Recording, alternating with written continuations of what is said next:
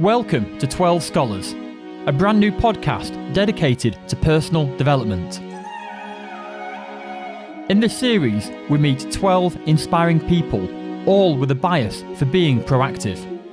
To learn more about personal development, visit our website and click the button to subscribe to our printed journal. In this week's show, we meet Jennie Johnson, founder and chief executive of Kids Aloud. Yes, indeed. So we've got lots of fabulous Kids Aloud alumni coming through. Yeah, so how's your eldest alumni now? Well, I've come across a number of them out and about in Manchester, so they're young adults now. I was eating at a local restaurant and one of them came up and asked. You see, I don't think satisfied or satisfactory is a word that sits well with childcare. One of our stated values is getting better every day. Jennie is committed to raising standards, not only for her team, but also the wider teaching profession. She opened her first nursery 16 years ago and has since gone on to create a truly world-class organisation. Today, she employs over 450 staff, spread across 8 Kids Aloud centres and a training academy for apprentices. We sat down with Jennie to better understand her why and how it all began.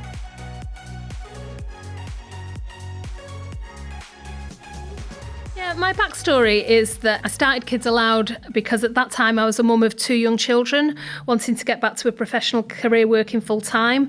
And when I was looking around at what was readily available back then, and it is 16 years ago, things have moved on. But back then I couldn't find childcare that I was happy with for my own girls. And I know a lot of people, that's the end of the story. They sort of make do and mend. But for me, that wasn't an option. I did try to use informal childcare for a little bit. So I had friends and family helping me out full time, but you can imagine you ask one favour too many and things just don't really work out. And I think childcare is one of those things that needs to be right and to feel right so that you can get on with what you need to do that day. And it was at the end of a particularly fraught day when my childcare arrangements or my informal childcare arrangements had gone awry that I had the eureka moment for Kids Aloud. It was on a train journey to London. I literally sat there and thought, why is my life such a mess? What's not working?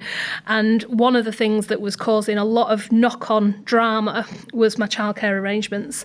I literally listed on that train what I needed as a professional working mum, the sort of services that I was looking for my children. I came up with the name Kids Aloud on that journey, registered it that night when I got home and handed in my notice the next day.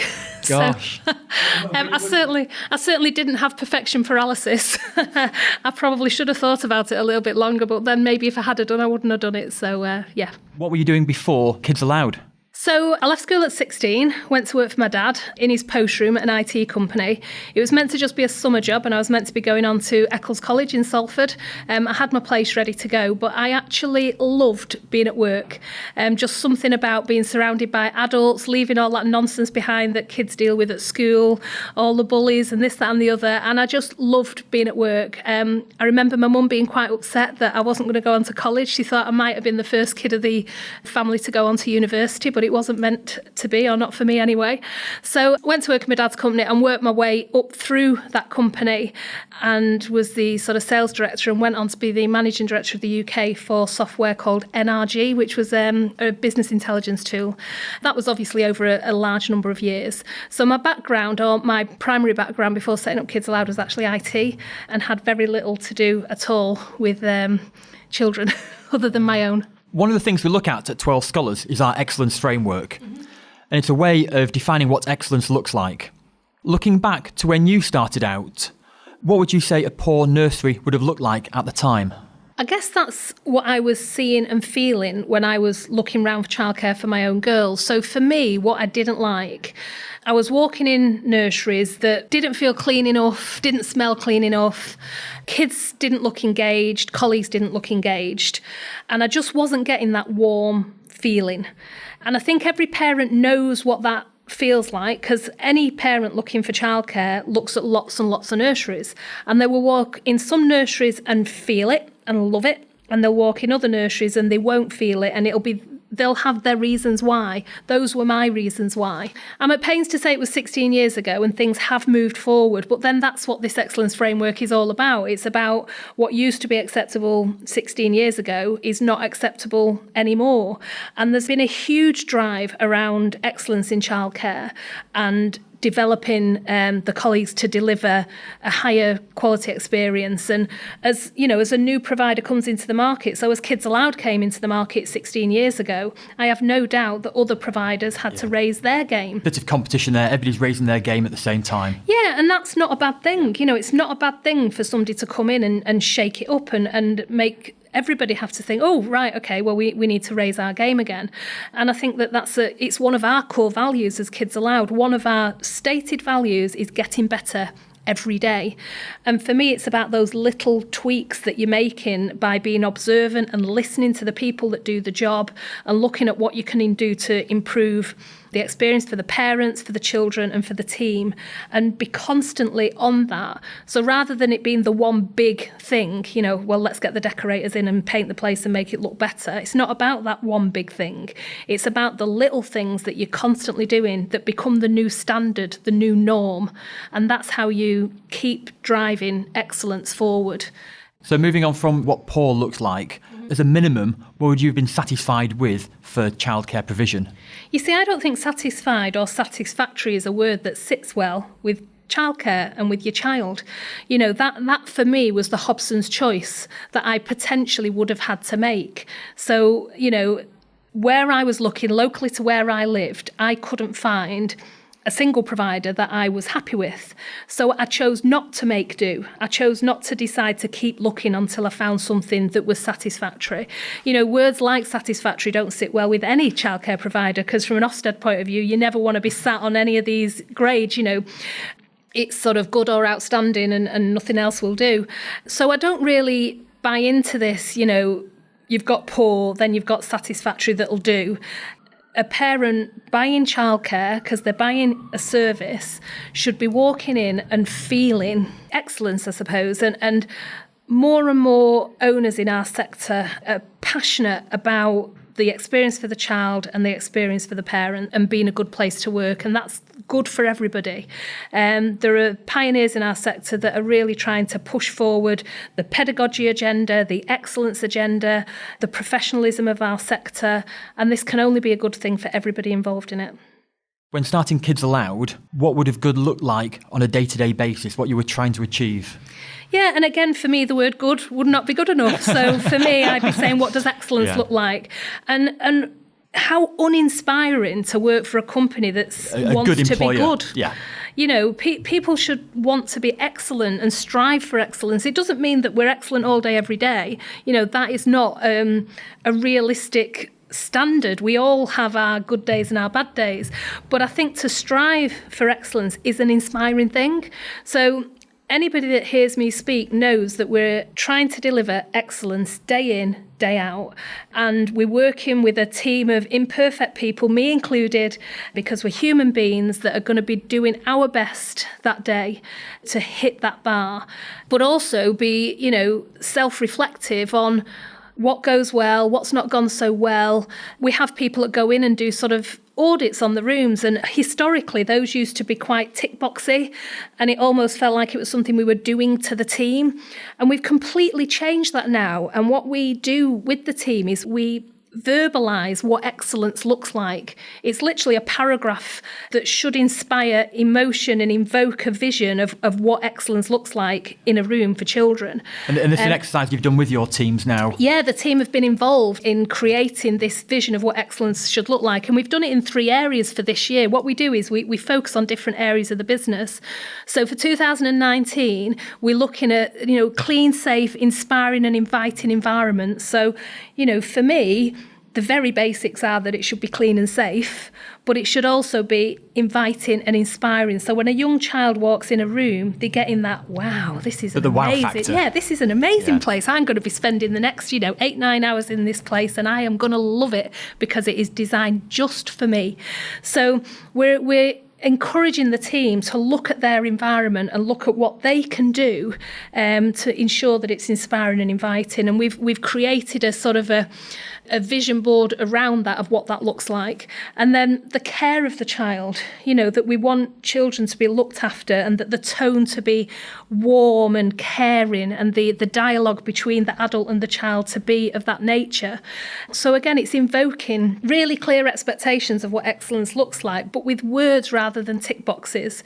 And then we're also obviously care about the knowledge of the team.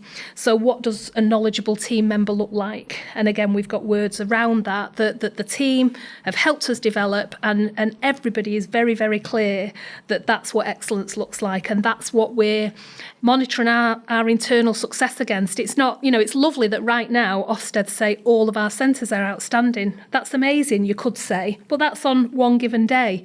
We want to go in our business all day, every day, and to our own set of standards, are we performing, and what can we do to support the team to make sure that they're doing as well as they possibly can against these standards. And I'd imagine then over time, what you define as excellence today will be kind of good tomorrow, and what's good today kind of will become satisfactory. So you're constantly looking for that next excellence. Yeah, absolutely. And some things become so embedded that they're just part of what you do, and you almost don't need to monitor them anymore, or you can almost put them in a box and say, let's just double check that, in 18 months' time, that is still absolutely embedded practice. So I think it's always reflecting, well, for us anyway, it's reflecting on our experience, looking at where are our strengths, where are things that we can do more about. And, that's different across the different settings. We've got 8 settings. Within those settings, we've got 8 or 9 rooms.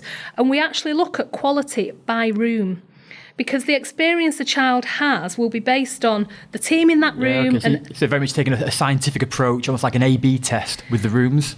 Well, I don't know what an A/B test is, but maybe. But yeah, it's methodical. The approach to quality is methodical. We've set out what quality looks like. We've done it in emotive words that the team they know what it looks and feels like now, as opposed to just a tick list.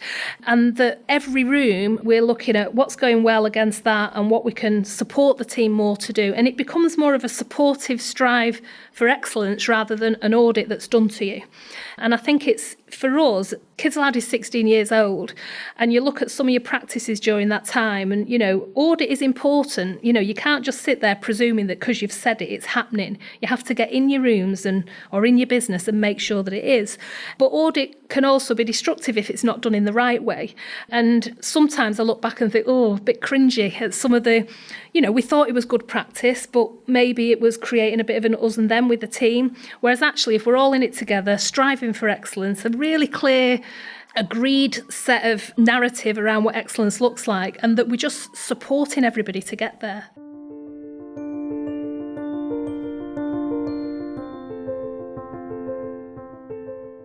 If you were to line up 10 school children now, or 10 young adults, what sort of characteristics would that person have if they've been to a Kids Aloud nursery? It's a really interesting point, and it's something we genuinely want to put some attention to. We get lots of amazing feedback from reception class teachers that you can tell a Kids Aloud child.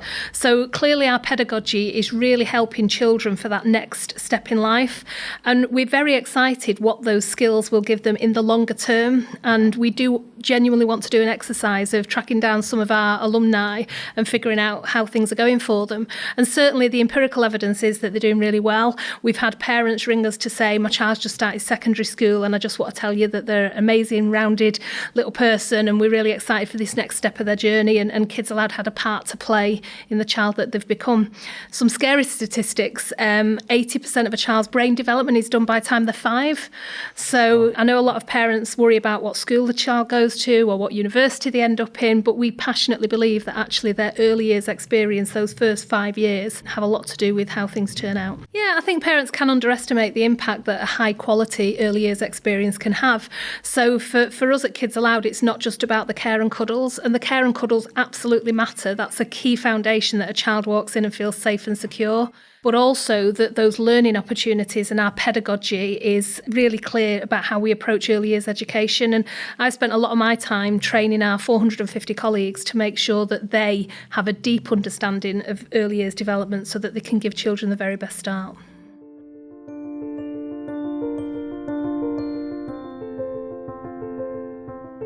One of the stories that you tell, Jenny, is about raising performance with the status of the childcare profession. and you've been awarded the MBE for your work with apprenticeships. That's right. Perhaps you could talk to us a little bit about that particular work you've done with apprenticeships and trying to raise the performance within the industry. Yeah, so I think given the importance of the job that a nursery nurse does, the status of the profession is just not there.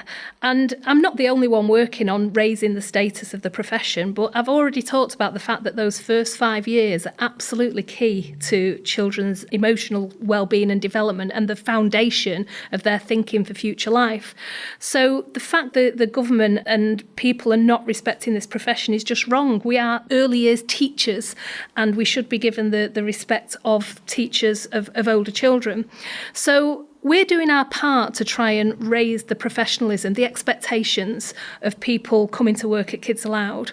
We're not looking necessarily for someone that's got lots of A-levels and lots of GCSEs, but what we are looking for is someone with the right values and the right attitude, because actually we know that we can give them the skills and the knowledge through our academy and through formal qualifications linked to childcare to help them become an absolutely amazing early years practitioner. But it's their values that matter most. So we're looking out for people with the X factor, I suppose. And it is quite hard to define, but we have a whole recruitment process geared around people and values and attitude. And almost their CV and their qualifications come after that. And we have some amazing success stories of people that might not have achieved so well at school that have found their thing with childcare, and we've been able to foster them to become absolutely amazing, highly skilled practitioners. And then the other final piece of professionalising in the sector, obviously, is the pay of those colleagues. And, you know, there are still far too many nurseries that have no choice, because the economics don't work any other way than having highly trained, highly skilled practitioners with years of experience still on minimum wage. And that's a scandal. But the economics just don't work. My background is I'm a Salford girl. When I set up Kids Aloud, I wanted to create affordable, high-quality childcare. I soon had to give up on the affordable bit, or certainly affordable for all. We have to think really carefully about where we open a Kids Aloud centre so that the fee levels can be set appropriately, so that we can pay our team well for our sector. So a qualified nursery nurse here will earn the real living wage, and that's something I'm really proud of. But I want to get to the stage where everybody within Kids Aloud earns that real living wage, and that's a trajectory that we're on. But the maths of the P&L to make that work are really quite challenging.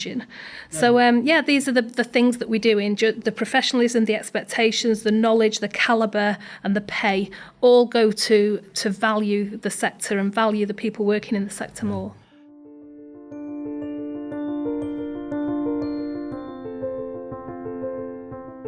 So how would you transfer kind of your vision to your staff, who can then transfer it onto the children? Yeah, and that is really key. And I talked about it earlier, the fact that we invest in the professional development of our colleagues. So brilliant that we find people with a spark. And, you know, we have a whole apprenticeship programme geared to finding people once a year as they're leaving the school or college system to find the right people that Kids Aloud might be a suitable career path for. But then we've got to invest in their professional development and their knowledge. And we do that through our training academy, because it's okay, me having this really clear vision about what Kids Aloud is and how our approach to learning should be done. But I've got to make sure that all the colleagues at Kids Aloud get that, understand it, buy into it, and make sure that on the ground, that's what's actually happening. So there's a whole group of people at Kids Aloud supporting that pedagogy, the professional development of the team, the ongoing professional development of the team, you know, annual away days where we just refresh and remind ourselves what it's all about, and also being really clear what the company's values are and recruiting to those values and performance managing to those values. So it's running it as a professional business. You take recruitment very seriously, you'll take professional development very seriously, and then you'll look after your staff along the way and make sure they get their career path and they can bring them their best selves to work. Absolutely. And, you know, the team have coined the phrase, the Kids Aloud family. It's not me that's coined that phrase, it's the team. If you think about the amount of waking hours you spend at work, getting that family feeling and getting a place where colleagues feel that they're supported by their peers is priceless. And that has come from them. We've created the environment. We've been clear about our values and we recruit to those values. But the magic comes from the team themselves, about them really caring about each other and supporting each other. And I think for me as the chief exec, I need to focus an equal amount of my time on how to be a great employer and really look after my team as I do how to be a great nursery and our pedagogy and how to be an amazing place for kids to come. They're intrinsically linked, because I can say that I want kids to have an amazing experience at Kids Aloud, but unless the team at the coalface are inspired and want to do that, it's not going to work. So it's a huge part of delivering the vision of Kids Aloud, is to support and develop that team and be a really good place to work where people feel supported and valued. And I'm not saying we get that right 100% of the time, because we're human beings and all sorts of dramas can go on any given day. But we have a clear expectation of what should be going on and working really, really hard to make sure that that is the typical day that colleagues experience and children experience.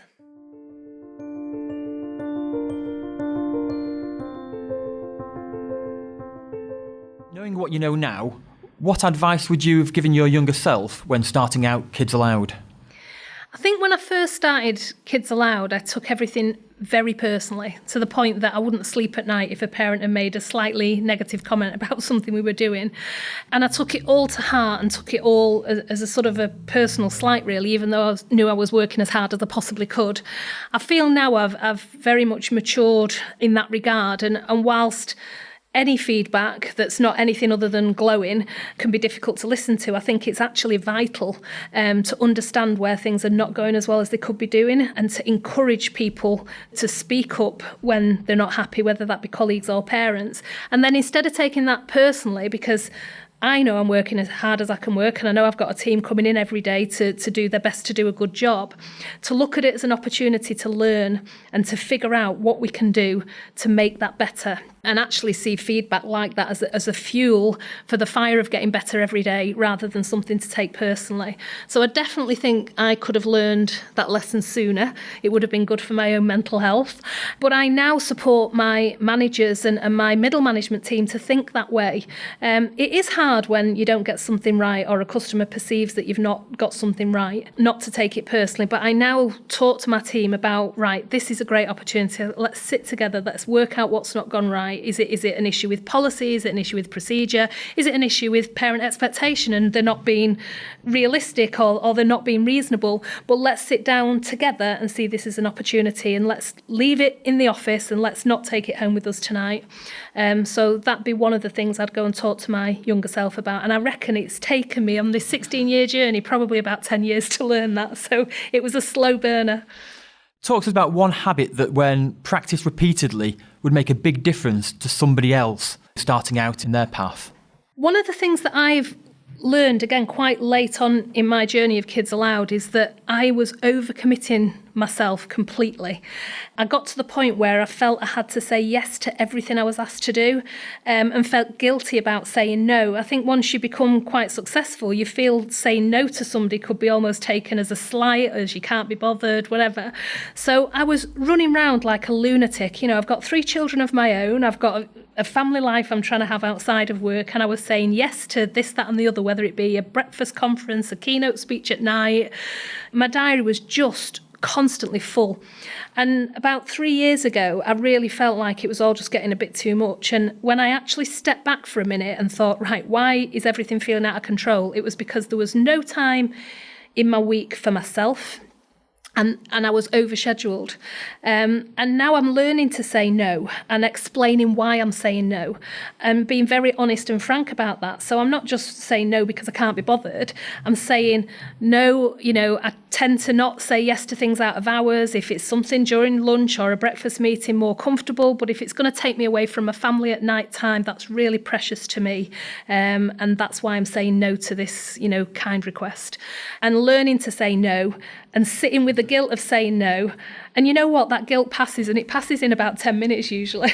So, and it's a skill. And you can do anything, but you can't do everything. Exactly.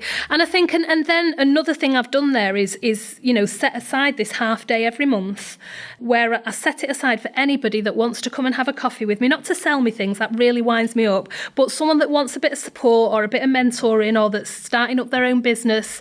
I'm more than happy to give of my time, but I can't give it all day, every day. But if I can say to that person, no problem at all, if you have a chat to my PA, I set aside the last Friday afternoon of every month and, just stick it in the diary and I look forward to seeing you. And it's these strategies of making sure that I am giving and I am paying it forward, but I'm not doing it in a way that's self-destructive. Because at the end of the day, we have to look after ourselves as well, because we've got a big job at home being, mums and wives and friends, and we've got a big job in the office being a chief exec, and we have to keep ourselves well, don't we, to do that well.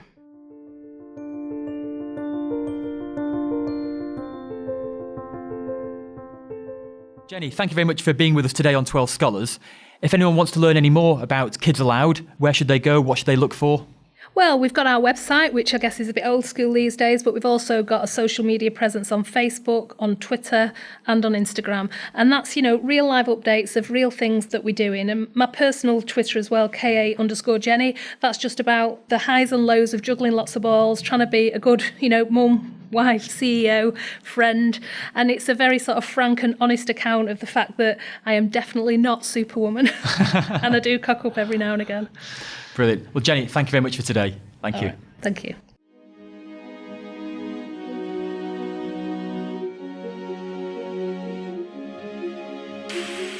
That was Jennie Johnson, one of those leaders you meet that's both visionary in her thinking and practical with her actions. In this episode, we learned how Jennie is reshaping an industry by setting her own standards and getting better every day. Jennie's advice is to strive for excellence, create a shared vision and trust your team to deliver. Conscious of not wanting to overcommit herself too much, Jennie believes you need to look after yourself in order to better look after your team. To learn more about Jennie and further tools and techniques in personal development, visit our website and subscribe to our printed journal. That was a 12 Scholars podcast. If you liked the episode, be sure to recommend us to one of your friends. My name is Bob, and I look forward to joining you next time.